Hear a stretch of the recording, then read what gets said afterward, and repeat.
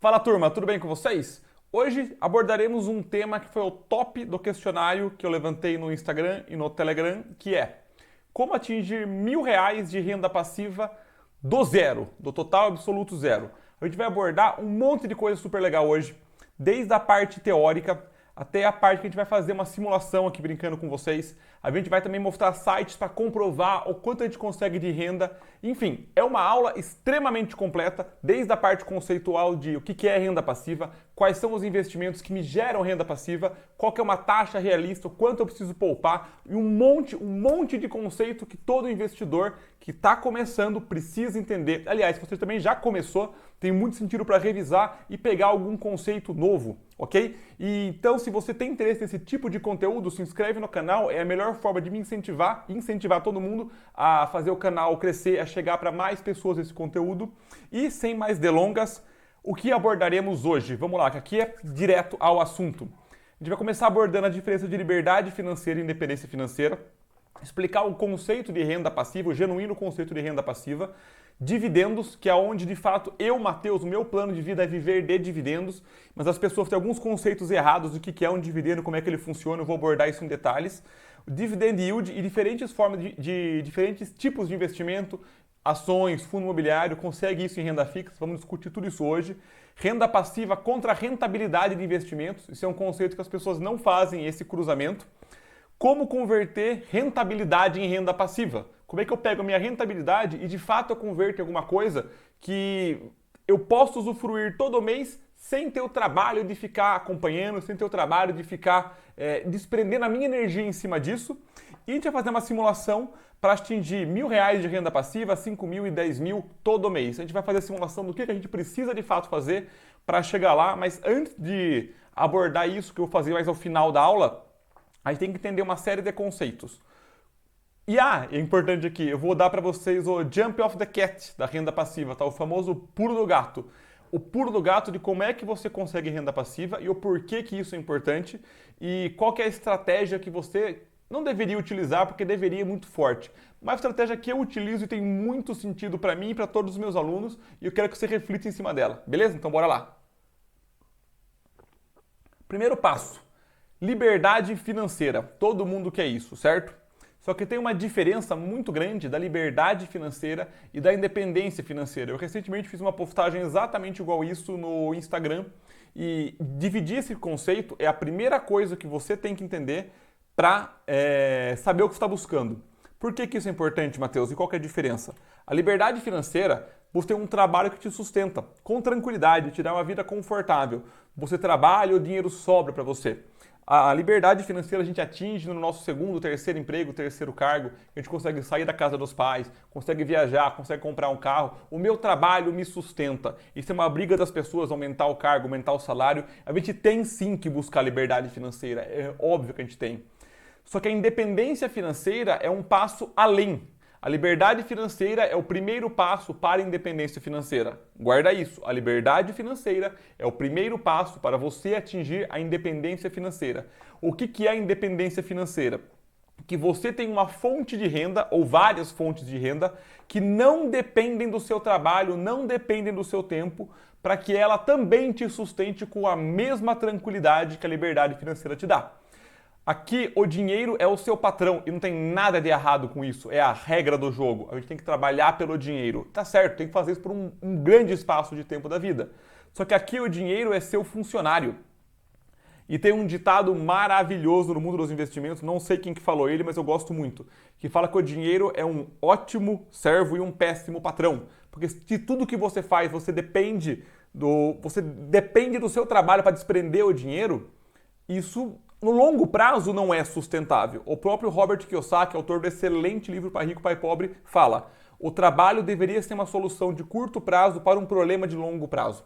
A gente no começo da vida, no começo da carreira, até no meio para o fim da carreira, não tem nenhum problema com isso, a gente trabalha, troca horas da vida, que é o nosso único recurso que não volta, por dinheiro. Tá tudo certo, eu faço isso, você faz isso, não tem problema nenhum.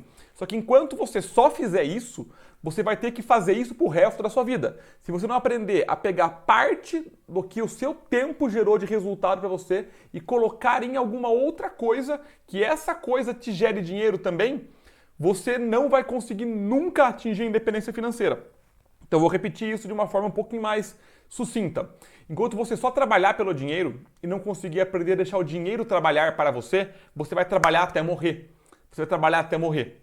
Mas Matheus, eu quero trabalhar, eu adoro, eu amo o que eu faço. Talvez com 20, 30, 40 anos. Você vai ter o mesmo pique com 60, 70, além do fato que você pode amar o que você faz, o seu trabalho. Mas eu aposto que tem alguma coisa que você gosta mais. Você gosta mais de trabalhar ou de viajar? Matheus, os dois é bom, eu concordo, mas se você puder escolher entre trabalhar e viajar, a independência financeira te propicia isso. As pessoas acham que a independência financeira é a pessoa ficar vagabundo, ficar vagabunda e ir pra praia tomando coco o dia inteiro, não fazendo mais nada. Não é isso. A independência financeira é atingida por muitas pessoas que continuam trabalhando. Ou vocês acham que o Warren Buffett, o Bill Gates, Jeff Bezos, esses caras não têm independência financeira? É lógico que eles têm, mas eles trabalham por opção. É um peso infinitamente menor você trabalhar porque você quer, não porque você precisa. Você achou alguma coisa maior que você. Manda bala, é ótimo. Eu também não quero parar de trabalhar. Eu, por exemplo, eu amo dar aula. Eu amo dar aula em todas as faculdades, na GV, na UFSCar, no Senac, na Metrocamp, na USP, eu dou aula em todas, dou aula em todas. E eu quero fazer isso até eu não conseguir mais. Mas eu quero, de repente, também, por 6 meses, poder pegar e viajar e falar, não quero dar aula nesse semestre, quero dar aula no outro semestre. Assumindo que as condições sejam favoráveis para isso. Estou mostrando um exemplo aqui. Vocês enxergam como eu ter que trabalhar é uma coisa, eu trabalhar por opção é outra. Você escolhe os melhores projetos, as melhores aulas, no meu caso. Você vai decidindo o que você quer, você pode fazer trabalho de caridade, você pode continuar trabalhando, mas tudo que a gente faz por obrigação tem um peso diferente do que a gente faz por vontade própria. E, infelizmente, as pessoas param aqui. E você não vai parar aqui. Vá até aqui. Só que 98%, literalmente 98%, não é eu estou inventando aqui, pesquisa esse dado, buscam só a liberdade financeira e nem todas conseguem. A independência financeira é buscada por 2% da população mundial, que entende como fazer o dinheiro trabalhar para elas. A gente aprende a trabalhar pelo dinheiro. Tenho certeza que você sabe trabalhar na sua profissão, na sua carreira, no seu emprego. Você sabe fazer dinheiro. Perdão, vou reformular. Você sabe ganhar dinheiro. Talvez você não saiba fazer dinheiro, que é deixar o seu dinheiro fazer dinheiro para você. Então, esse é o primeiro conceito aqui da aula. Show de bola? Mas, Matheus, beleza. Como é que eu atinjo a independência financeira? Com renda passiva. Ok, o que é renda passiva? A renda passiva, as pessoas não podem confundir com o seguinte. Não é você ter o seu trabalho, não é você reformar um imóvel para vender, não é nem a sua empresa. Isso aqui não é renda passiva. Por quê? Tem muita gente que cria a empresa e fala, minha empresa, minha renda passiva, ela roda sozinha. Eu duvido. Eu duvido que você criou uma empresa e você não trabalha todo dia nela. Isso não é errado, é ótimo. Eu tenho a minha empresa, eu trabalho todo dia nela também. Só que isso é renda ativa. Você desprende horas do dia para fazer alguma coisa. Matheus, comprar, reformar imóvel e vender, isso não é forma de investimento de renda passiva? É um investimento, mas não é renda passiva, porque você teve que reformar o imóvel, teve que trabalhar nele. E o que é renda passiva? Uma casa alugada com um inquilino bom, sem dor de cabeça, é uma forma de renda passiva. A aposentadoria também é uma forma de renda passiva e investimentos também são uma forma de renda passiva. Mas, Matheus, por que eu não posso então trabalhar até me aposentar? Se você fizer uma mini reflexão sobre isso, você vai ver que não é viável. Primeiro, que o quanto você contribui e você trabalha, você se aposenta com muito menos. Você tem um imóvel para alugar, o inquilino saiu, deu algum problema, deu alguma reforma, você tem que trabalhar em cima disso. Não que é errado, não tem nenhum problema se viver com essas duas coisas. Só que a forma que eu não inventei, obviamente, mas que eu encontrei e que para mim tem muito sentido de desenvolver renda passiva, são os investimentos. E ao contrário do que as pessoas acham, dá muito menos trabalho você controlar, dá muito menos dor de cabeça e tem muito menos risco. Tem muito menos risco. Pega com um imóvel, por exemplo. E aqui está uma deturpação do conceito de risco das pessoas de maneira geral. Matheus, tenho medo de investimento, vou comprar um imóvel. Beleza, você gastou 300 mil reais em um único imóvel, em um único local, com um único inquilino para ter o aluguel. Está tudo muito concentrado. Se a região der problema, o inquilino sair, o imóvel não tem liquidez. Mas não tem problema, estou enxergando a parede, é que a parede não sumiu. Só que você concorda que isso é para a nossa cabeça, é psicológico? Agora, 300 mil reais em investimentos, você pode inclusive concentrar no mercado imobiliário, comprar 300 mil reais de fundo imobiliário, ser dono de literalmente centenas de shoppings, centenas de galpões, centenas de lajes. Com 300 mil você faz o que você quiser. Você pode ter fundo de papel, você pode diversificar no Brasil inteiro e com gestores profissionais, com locatários muito melhores. Enfim, você pode diversificar isso. Qual que é o problema? Em fundo imobiliário.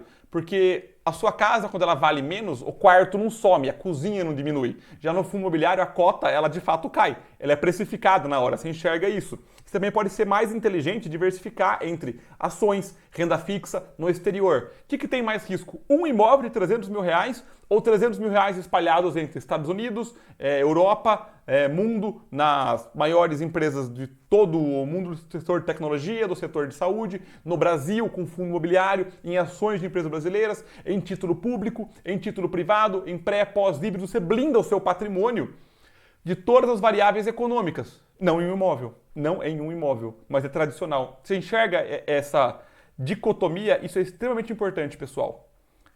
Beleza? Até aqui, beleza? Bora lá.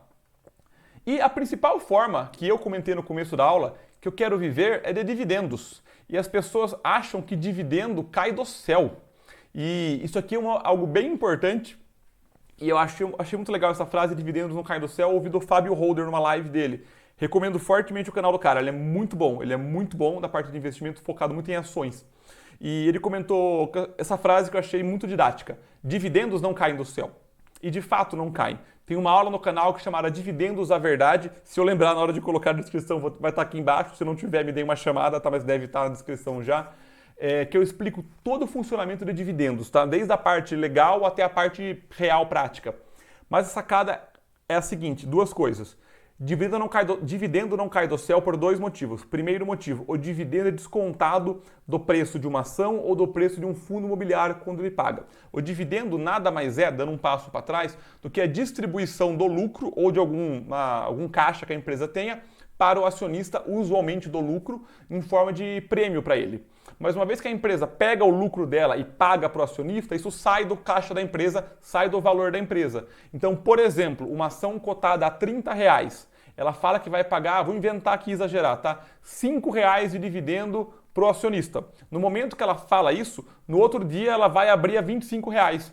Porque a própria Bolsa de Valores derruba isso e ajusta. Depois corre o livre mercado. Só que o dividendo é descontado do preço da ação, ele sai do preço da ação. Então você tinha antes uma ação de R$30, agora você tem uma ação de 25 e R$5 em caixa. O dividendo cai na conta corrente para você utilizar, beleza? Usualmente, o que eu faço? Usualmente não, sempre. Eu reinvisto ele para aumentar minha posição societária e criar a bola de neve. Veja a hora de dividendos para isso. Só que lá na frente, quando eu quiser usufruir do patrimônio, eu vou querer pegar o dividendo e usar. Eu vou querer usar para pagar minhas coisas, para comprar o que eu quiser, para poder usufruir da independência financeira.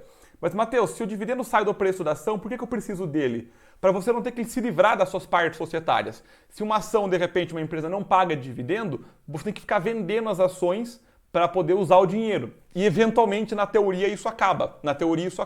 A empresa pode fragmentar, ficar crescendo, mas é muito menos prático, muito menos viável, ok?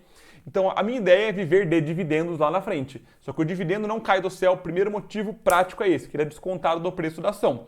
E o segundo motivo que as pessoas não se tocam, e eu não enxergo como elas não se tocam disso, é o seguinte. Olhem isso. O dividendo, o que ele é? Leia essa frase com calma, já vou refletir com você. O dividendo nada mais é que a consequência da geração de valor da empresa. Se a empresa não gera valor, meu amigo, minha amiga, não tem dividendo. Não tem dividendo. O dividendo vem do lucro. Vamos lá. As pessoas querem só olhar o dividendo. Só que o dividendo é uma consequência da boa geração de valor da empresa. O dividendo é a distribuição do lucro. O lucro vem do resultado da empresa. O resultado vem da geração de caixa da empresa. A geração de caixa da empresa vem do modelo de negócio dela. O modelo de negócio dela deriva da estrutura da empresa, missão, visão, valores, a capacidade dela ter um diferencial competitivo, um produto competitivo, uma empresa que roda. Então tudo isso está na empresa. Se a empresa parou de gerar valor, parou de ter um diferencial competitivo, parou de cuidar do cliente, cuidar dos funcionários, está sempre expandindo, o dividendo uma hora para. E olhar só o dividendo é complicado, é extremamente complicado. É a mesma coisa que olhar e isso é um paralelo que toma cuidado, tá? Não necessariamente quem ganhou a corrida ou está ganhando a corrida está fazendo uma corrida melhor. De repente você não está olhando alguém que está abastecendo ou trocando o pneu. Entendeu? Ou não tem pneu de chuva e está o sol ainda e eventualmente vem a chuva. O que eu estou dizendo? Só olhar o dividendo é altamente perigoso. O dividendo é uma consequência da capacidade da empresa de gerar valor. Só que você tem que aprender a gerar, a analisar a capacidade da empresa gerar esse valor e ver se isso está alinhado com o que você quer, se o risco é muito grande, entender a empresa por trás do dividendo. Só olhar dividendo não serve para nada. Se eu não te convenci ainda, pensa comigo. Dividendo é uma métrica.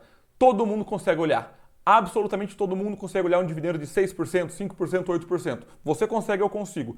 E a maioria tem sucesso ou não? A maioria faz dinheiro ou não faz? Não faz. E isso é uma coisa fácil de olhar. Se é fácil de olhar, a sacada não está aí, você concorda? Se fosse fácil olhar e todo mundo olhasse isso, todo mundo olha, e o dinheiro tivesse aí, todo mundo ganhava. Então faça a reflexão de tudo isso que eu te falei. Todo mundo consegue olhar o dividendo e a maioria não ganha dinheiro. Por quê? Porque não é só olhar o dividendo, ele faz parte de um contexto. Você não pode avaliar a qualidade de uma casa só pela cozinha, só pela sala, só pelo banheiro, só pela fachada dela. A fachada é uma boa analogia. A fachada dela, que é o acabamento, é o indício da casa, mas se você não entrou dentro dela, essa metáfora eu gostei, precisa até anotar, para não esquecer. Eu vou dar um pause aqui e já volto para anotar, gostei. Meio ponto para você que falou isso. Voltei. Já anotei. Se não anoto agora, eu esqueço depois. Mas bora lá. O dividendo é a fachada da sua casa, então muito cuidado para analisar só o dividendo. Beleza? Até aqui todo mundo comigo? Todo mundo comigo. Bora lá. E aqui, tá até uma ressalva, tá? Analisar só os dividendos. Nossa, eu tinha uma analogia da casa, eu tinha esquecido do slide. Mas é basicamente isso. É igual comprar uma casa só por foto, sem ver a fundação dela. Com uma fundação ruim, a casa invariavelmente ela vai cair, ela vai sofrer, ela vai ter mais reforma que as outras. Então é a fundação da sua casa e a empresa. O dividendo é o reflexo dela, beleza? Bora! E quando fala-se de dividendos, tem duas métricas que eu já ensinei para vocês na aula de dividendos. Aqui eu vou passar mais rápido por elas, tá? Mas é importante para a gente conseguir chegar na conclusão da aula central, que é como que eu faço para ter R$1.000 de renda passiva. Para saber isso, eu preciso saber o quanto eu posso receber para chegar na conta do quanto eu preciso investir para chegar lá. Então tudo vai ter um nexo, beleza? Tem duas métricas, uma chamada payout e a outra dividend yield. As pessoas confundem muito as duas. O dividend yield nada mais é que o dividendo pago pela cotação da empresa. É o percentual que você recebe. Por exemplo, uma empresa que te pagou R$1 de dividendo cotado a R$10. O dividend yield dela é de 10%. Ela paga 10% do valor dela para você ao longo do ano. Então você investiu R$10, no final do ano você recebeu é ótimo, né? Recebeu R$1 de dividendo, recebeu 10% de renda. Já o payout, ele é uma métrica da empresa. São os dividendos pagos pelo lucro da empresa. É o quantos por cento do lucro da empresa ela distribuiu para você. Então, uma empresa que tem 10 mil ações e lucrou R$10.000 e pagou R$1 de dividendo por ação, concorda que ela pagou R$10.000, ela pagou o lucro inteiro, então tem um payout de 100%. Se ela pagasse R$5.000 de lucro, ela lucrou 10 mil, pagou 5, um payout de 50%. E por que isso é importante? Eu vou falar bem rapidinho aqui, que não é o núcleo dessa aula, mas é legal que eu quero que toda a aula seja completa. Quando uma empresa tem um payout muito alto, ela não está num pega de crescimento. Provavelmente, tá? Porque ela está distribuindo o lucro inteiro para ela.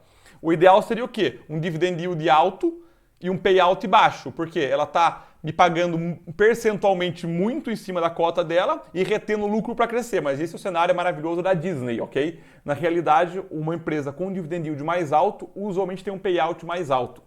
Entenderam esse raciocínio? Na hora de dividendos eu detalho muito isso, mas o que você precisa para acompanhar essa aula eu já te passei. Bora lá! E falaremos agora dos três tipos de investimento: fundo imobiliário, ações e renda fixa para dividendos. Fundo imobiliário, para mim, é a alma da minha carteira para ter dividendos. Ele é a máquina de dividendos da bolsa. Por quê? Ele é obrigado a distribuir 95% do resultado dele, da geração de fluxo de caixa, na forma de dividendos. Ele é obrigado por lei. Então ele não pode reter o lucro. Ele não pode reter. Ele é obrigado a distribuir para você. E, Matheus, por que tem um pulmão aqui no slide? Porque é uma analogia excelente que eu consegui desenhar na minha cabeça e tentar passar para vocês, que o fundo imobiliário ele é igualzinho um pulmão. O que você quer do seu pulmão? Que ele gere ar para você. Você quer que ele te bombeie sangue para você, bombeie o oxigênio para o seu sangue. Ou seja, você quer respirar com ele, você quer inspirar e respirar.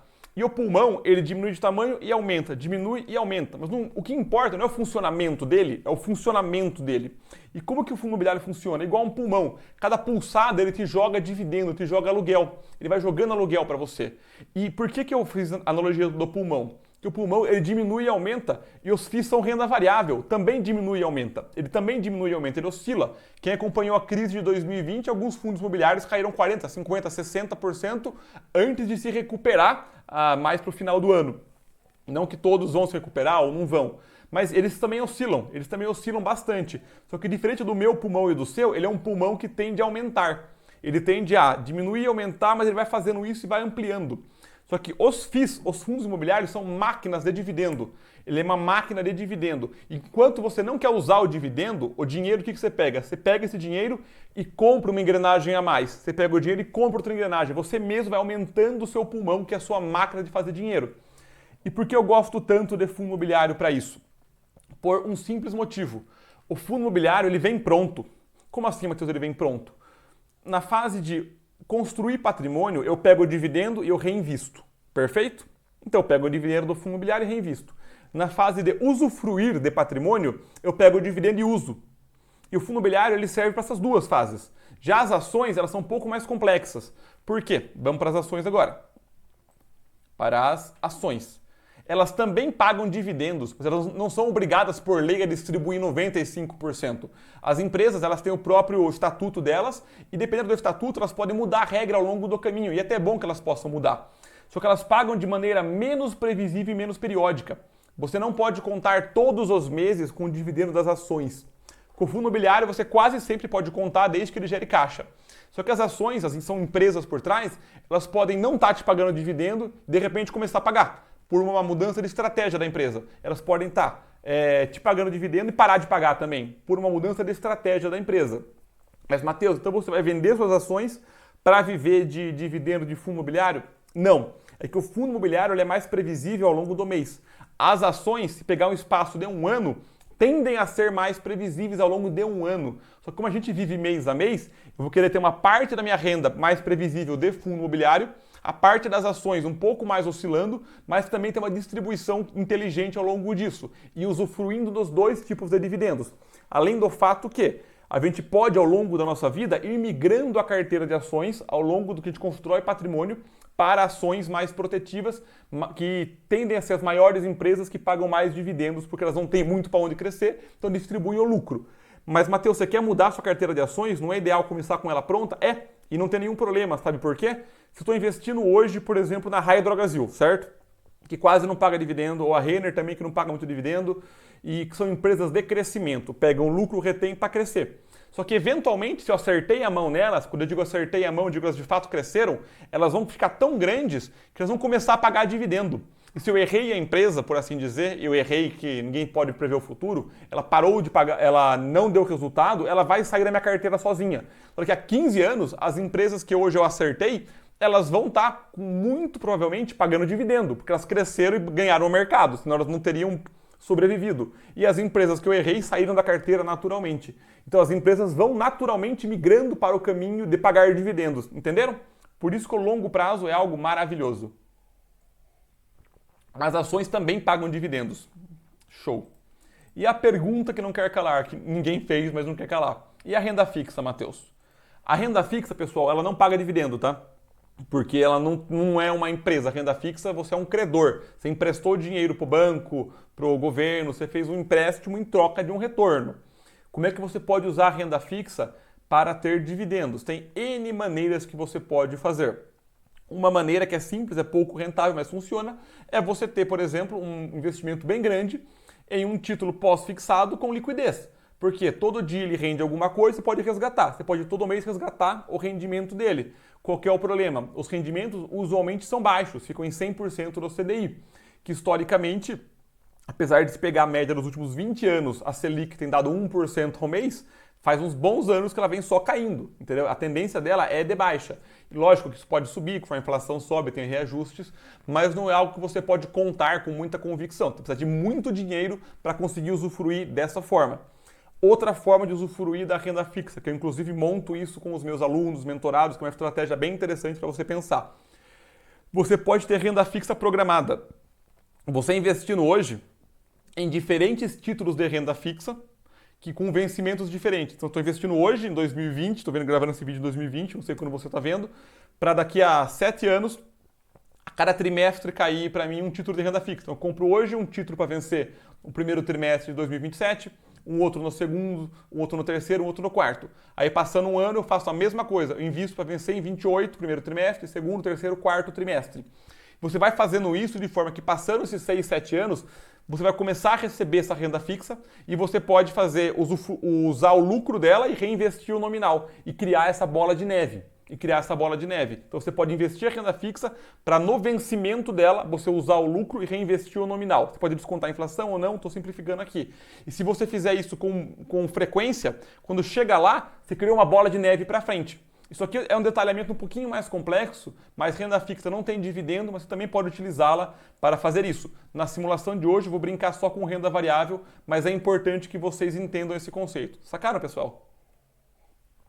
Que a minha ideia do conteúdo aqui, principalmente do YouTube, é entregar a coisa mais completa possível para vocês. Continuando já mais para a parte final, antes da gente fazer a simulação e ir para os sites, o quanto que é um dividend yield realista?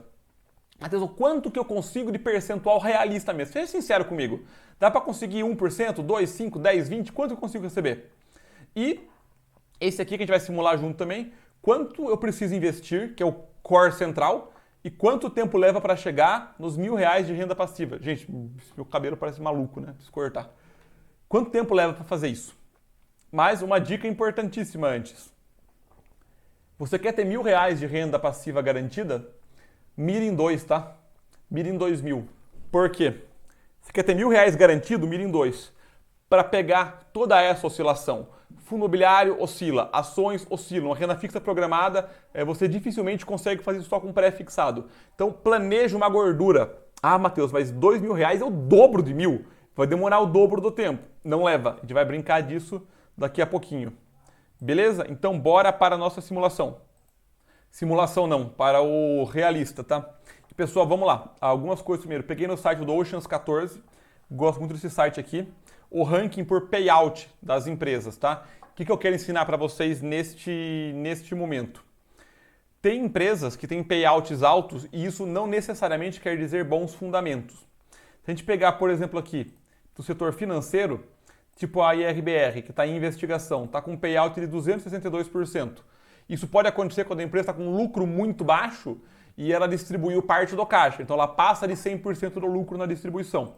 E se você pegar os grandes bancos, tipo o Itaú, um payout de 97%, distribui quase tudo que ele tem de lucro, BB Seguridade também, Bradesco 80%, Santander, e a Cielo metade, enfim, os grandes bancos distribuem bastante do lucro deles. Isso é um payout alto, inclusive Itaú e Bradesco são empresas que eu gosto, sou sócio.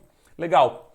Se a gente pegar aqui a parte do consumo, por exemplo, a gente tem a JBS distribuindo 300% do lucro dela. É uma empresa que já eu não gosto. Por motivos que não cabe discutir aqui, eu não quero ser sócio dessa empresa.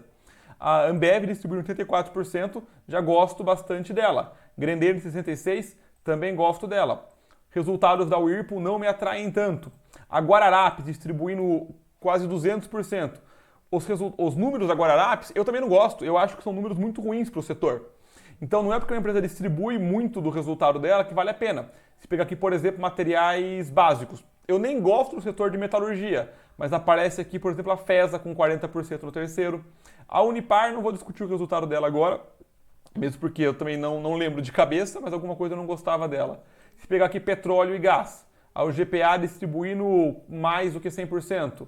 A Enalta, que eu nunca vi os resultados dela, distribuindo 83%. A BR Distribuidora. A parte de energia, a Tiet, a Engie, a Taesa, você entendeu como são empresas boas, tá? Que eu gosto também. Não é o payout que diz se a empresa é boa ou a empresa, no caso, é ruim. Tem que ter muita atenção com isso, tá? Muita atenção. Vamos pegar uma empresa aqui, a CCR, distribuindo 200% do payout dela. Se for olhar o resultado dela em termos de dívida, talvez você mude de ideia. Já tem aqui na outra ponta, Itaúsa distribuindo 100%. Então, o que eu quis mostrar aqui? Que não tem meio um padrão de payout alto, a empresa é boa, a empresa é segura, a empresa é arrojada, a empresa é pequena, a empresa é grande. É quanto ela distribui. Beleza? Esse aqui é o primeiro ponto. O segundo aqui, eu peguei no site da Rico, tá? Tem um monte de site que faz isso, que eu gostei da tabela que a Rico montou. Os 30 maiores pagadores de dividendos em 2019, que eu peguei o ano fechado já. Quem mais distribuiu dividendos se pegar dividendo mais juros sobre capital próprio, em 2019 distribuiu 11% e nos últimos 5 anos, na média, 5%. BB Seguridade distribuiu 10% em 2019, na média 7,5%. A Petrobras nos últimos 12 meses, 2019, distribuiu bastante, deu 10%, e nos últimos 5 anos, 7%. Pegar a média dos últimos 5 anos. Itaúsa, 6,6%. Qualicorp, que está bem complicado agora também, 6,5%. Vamos pegar uma grande aqui que a gente conhece também. O Bradesco distribuiu 4,5%. Nos últimos 12 meses de 2019, 5%. Enfim, tem empresas bem grandes que distribuem 7%, 6%, 5%. Você consegue entender que tem uma faixa, também um range bem interessante de 11% de dividendo no último ano até, a 30ª pagando 3%. Vamos pegar alguma outra aqui. A Engie distribuiu nos últimos 5 anos em média 6,5% e no último ano, em 2019, distribuiu 3,7%. Então você buscar médias de 6%, de 5% a 6% de dividendos não é nenhum absurdo você pensar. A gente consegue achar várias empresas aqui, inclusive empresas com bons fundamentos, que distribuem dividendos razoáveis nesse sentido. Aqui a Taesa, que o pessoal adora, distribuindo 11% quase nos últimos 5 anos e 7,3% em 2019. Então você pensando em empresas que distribuem 6% de dividendo no ano, não é nenhum absurdo. Pensar em 7% já é um pouquinho mais arrojado, mas nesse sentido aqui você consegue achar empresas que têm essa distribuição de dividendo. Lembrando que só isso aqui não me diz absolutamente nada sobre a empresa, tá? E tem esse grid aqui que eu peguei do site do fundamenteiro Eduardo Cavalcante, que ele ranqueia de uma maneira um pouquinho mais objetiva o payout das empresas aqui em função de ranking, né, do maior para o menor payout. Deixa eu tirar minha cara aqui da frente para vocês verem. Aí.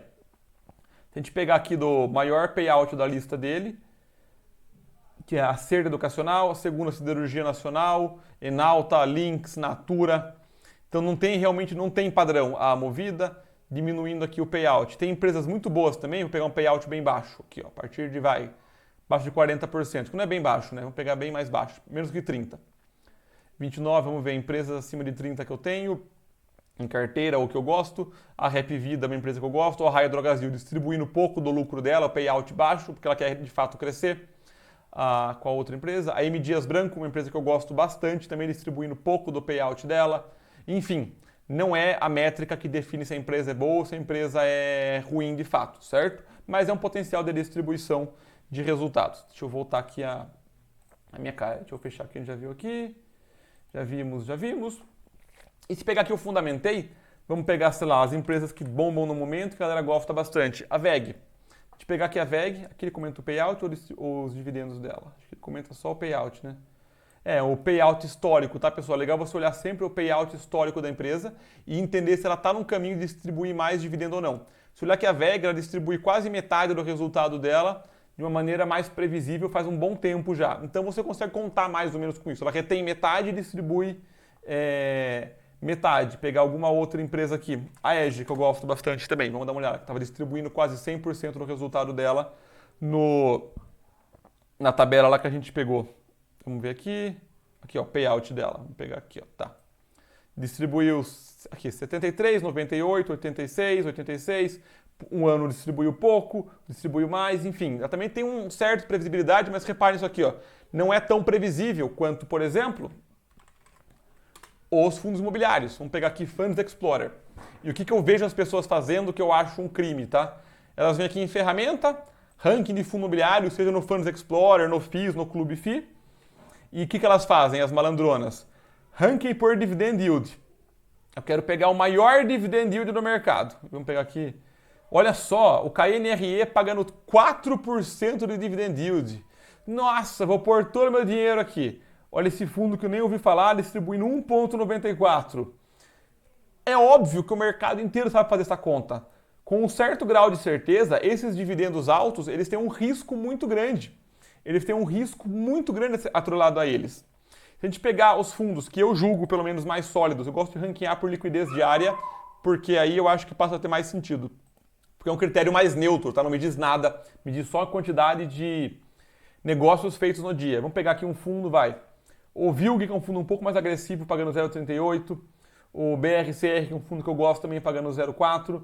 O XP, os shoppings agora não dá para confiar muito por causa da previsibilidade da crise, que estão abrindo as portas de novo, está com certo receio, está repondo caixa. Logística é o HGLG, que para mim é o melhor fundo de logística da bolsa, está pagando 0,35%. Pegar aqui o Vino, que também é legal da Vinci, que eu gosto, pagando 0,59%. Aqui é fundo de papel, acabo não gostando. O fundo de papel distribui mais dividendo do que o normal. Não vou explicar isso aqui agora para vocês, mas é uma coisa que a inflação acaba matando ao longo do tempo, porque a cota tende a não valorizar. O XPLG pagando 0,43%. O HGRU, que é um fundo novo que eu acredito bastante nele, obviamente não é recomendação, nunca fiz isso, nunca farei no canal, pagando 0,5%. Vamos pegar um fundo legal. Fundo de fundos também vou pular. O KNRI, que eu gosto, pagando 0,4%. Vamos ver um outro fundo bacana aqui. O fundo do Banco do Brasil, que é um fundo mais arrojado, mas tem um dividend yield bem legal também. Vamos ver aqui, outros fundos. Estou olhando pelo código, tá? Para depois ver aqui. Ó, o KNCR, um fundo que eu gosto bastante, também pagando 0,3%. O VISC pagando 0,18%. Vamos pegar aqui o VISC como exceção, para mostrar para vocês dos shoppings. Por que aconteceu isso? Ó, se pegar aqui o histórico de dividendos dele, vamos abrir. Ó. Olha só, ele vinha nos dividendos bem estáveis, e olha o que aconteceu. Vou fechar aqui. Na crise, ele zerou, entendeu?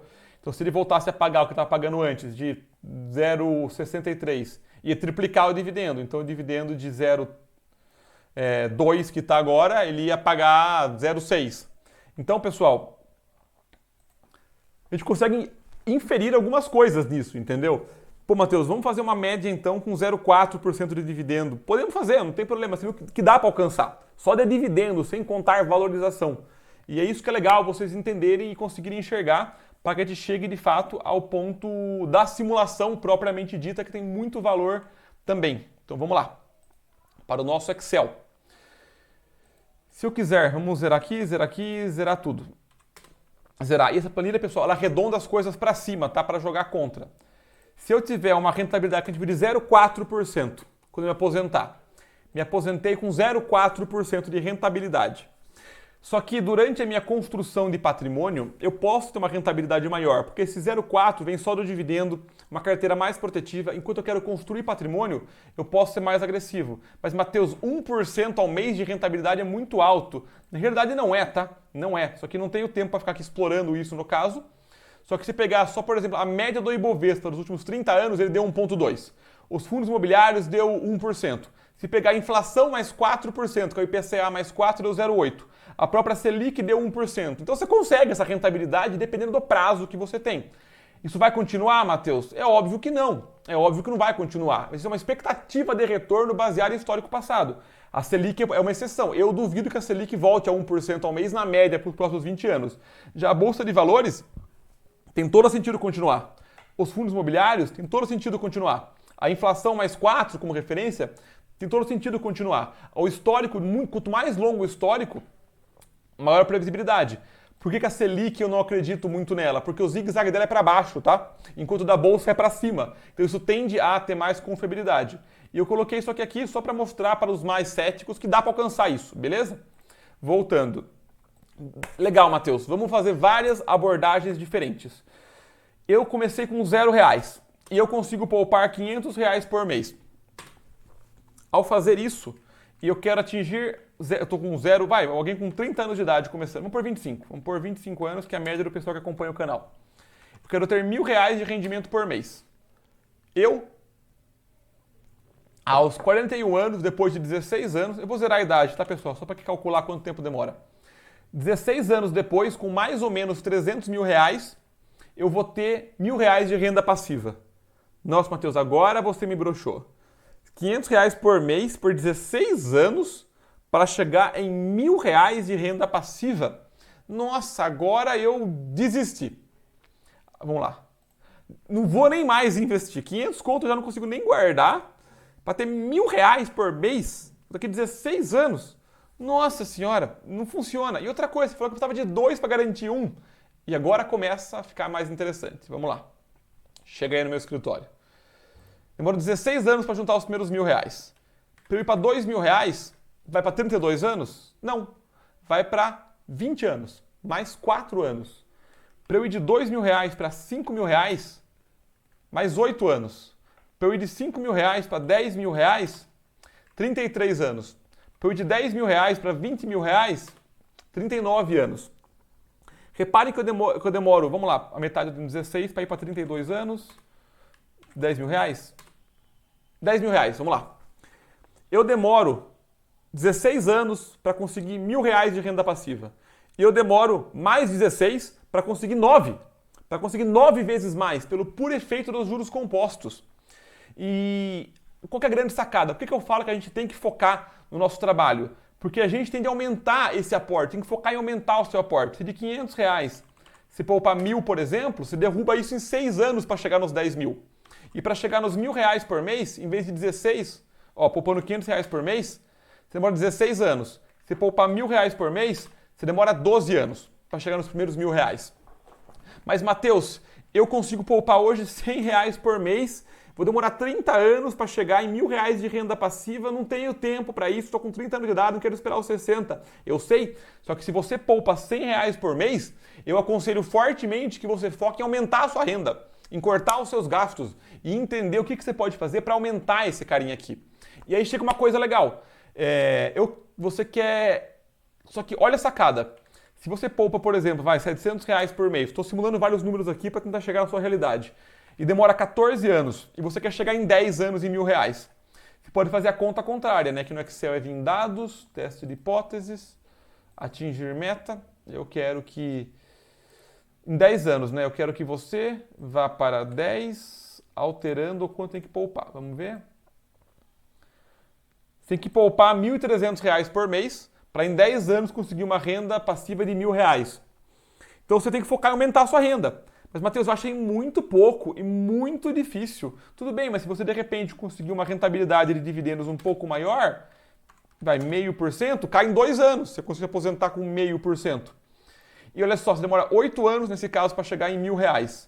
Só que para você ir de R$ 1.000 para R$ 10.000 de aposentadoria, são mais 15 anos. 8 para levantar 1.000, fazer a conta. 8 para levantar 1.000, mais 4 para levantar mais 1.000, mais 4 para levantar mais 2.000, mais 6 para levantar mais 4.000. E a ideia é ser o longo prazo. É ser o longo prazo. Com 10, se poupando R$ 1.300 por mês, sem nada poupado, está começando com nada. E se você de repente poupa R$ 1.000 por mês e tem, sei lá, 30 mil guardado, isso te ajuda. Diminui o prazo que você precisa. Mas você levanta 2 milhões de reais de patrimônio, poupando R$ 1.000 por mês, começando hoje com 30, a 1% ao mês, para ter R$ 10.000 de renda passiva. E uma sacada legal é isso aqui, pessoal. Isso aqui é o puro efeito dos juros compostos. O prazo é fundamental. Você poupa R$ 500 por mês, em 5 anos você juntou R$ 41 mil investindo a 1%. Só que em 20 anos você juntou R$ 500 mil, em 25 quase 1 milhão, em 30 1.700.000, em 40 anos 6 milhões. Você tem que focar em aumentar a sua renda, focar em aumentar o que você está criando. E outra coisa bem legal também, isso aqui você vai aumentando o seu aporte com o tempo. De repente passou aqui, vamos lá, passou 7 anos e você juntou R$ 200 mil. Passou 7 anos e juntou R$ 200 mil, beleza? Se aumentar o seu aporte agora, você quer chegar em R$ 2.000 de renda por mês, e você diminuir o seu aporte de 1.000 para 500, não afetou tanto. Olha que legal. Se você já tem R$ 200 mil e seu aporte de 1.000 passa para 500, você atrasou um ano só. Agora, se você não tem nada, poupa R$ 1.000 por mês e muda para 500, muda 4 anos, porque você não tem 200 mil trabalhando para você. Então repara o seguinte, nós vamos pegar uma situação mais realista da galera. Aposentar com 0,4, construir com 1%, para chegar na meta de renda de R$ 10 mil. Você tem 20 anos para fazer isso de renda passiva. Só que ao longo do caminho, você passou pelos R$ 1.000 em 16 anos, você passou pelos R$ 2.000, ainda com 16 anos, que está arredondando, tá? Isso aqui arredonda, a planilha ela puxa para números redondos. Então de 1.000 para 2.000 você chega quase na mesma velocidade ao longo do caminho.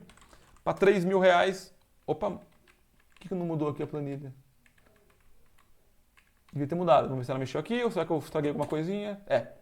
Tudo a questão dos arredondamentos. 23 anos para levantar o valor de R$ 10 mil de renda passiva. 4%. Aqui o problema. Tá aqui o problema, achei. Então vamos voltar aqui. R$ 1.000 por mês. esquece que eu falei no último minuto. 23 anos para levantar esses R$ 1.000.